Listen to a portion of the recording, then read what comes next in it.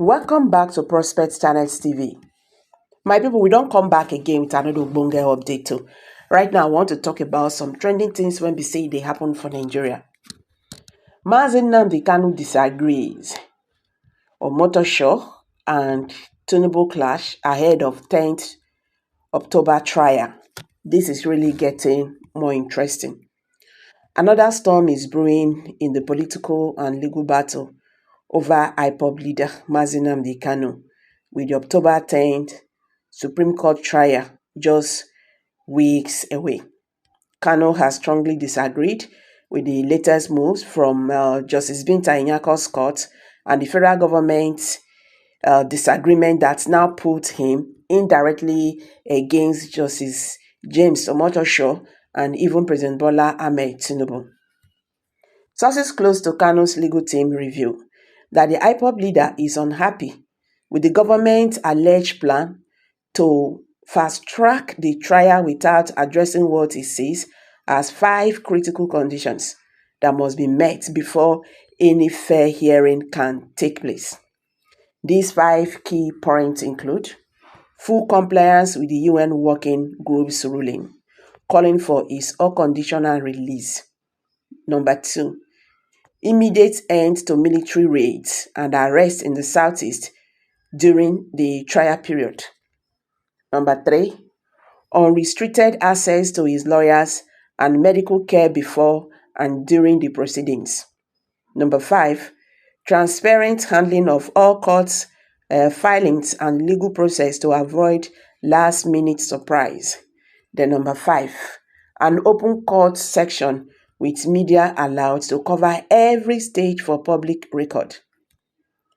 The friction intensified after Justice James Omotosho reportedly made comments suggesting that the case would proceed under the government legal timetable, regardless of any political pressure. And his position appears to align with Aso Rock's stance, which is key on securing a conclusive verdict before year's end. Kanu's camp sees this as rushed justice and believed the process is being manipulated to weaken his legal standing and silence the Biafra movement. Observers believe Tinubu's administration faces a delicate balancing act. On one hand, delaying the trial could be seen as bowing to IPOB and international pressure. On the other hand, pushing ahead without meeting Kanu's demand could ignite unrest in the southeast and damage the president's image abroad.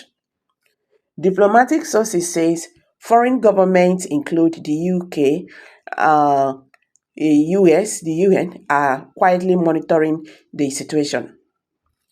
As the trial date approaches, the atmosphere is charged. Supporters of Kanu have vowed to stage peaceful demonstrations across major southeast cities, while security agencies have begun quiet deployment in anticipation of possible arrest. So guys, as you can see, this is getting more interesting. The same Justice James Omotosho, when they don't talk, say he will resign for this case based on waiting they happen underground.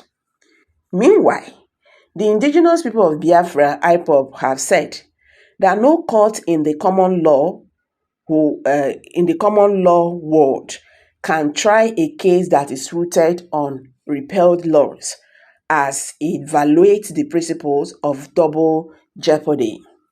The Media and Publicity Secretary of the group, Emma Powerful, stated this in a statement on Tuesday while calling on Justice Omotosho of the Abuja Federal High Court to strike out the ongoing charge preferred against Nnamdi Kanu. He said the charges against the IPOB leader amounted to a restriction of the Terrorism Prevention Amendment Act 2013, which was repealed in full on May 22nd, 2022 by the Terrorism Prevention and Prohibition Act TPPA 2022, Section 97. The statement also listed sanctions of the Administration of Criminal Justice Act, ACJA, that supported the Court of Appeal's acquittal of Nnamdi Kanu. On 13th October 2022, the Court of Appeal discharged and acquitted Mazi Nnamdi Kanu, a verdict that under Section 249 (1 in brackets) ACJA 2015 operates as acquittal. Section 36 (9 in brackets) 1999 Constitution bars retrial. The federal government versus Sariki in 2018, 16 NWLR, then PT 1646, 433, jurisdictional discharge, final acquittal. The Supreme Court's refusal without curing this defeat is constitutional arraignment, the statement said. So guys, this is getting more interesting. Nigerian government will face orders in this Mazi Nnamdi Kanu's case, and they're already facing it right now. This is really getting more interesting. Now, the big question, will the federal government address Nnamdi Kanu's 5 demands before October 10th? Or will this disagreement push the country towards yet another wave of political crisis? All eyes are now on Aso Rock and the Supreme Court. So guys, drop your comments below the comment section. Share this video, make it go viral so that Nigerians go understand wetin dey happen today.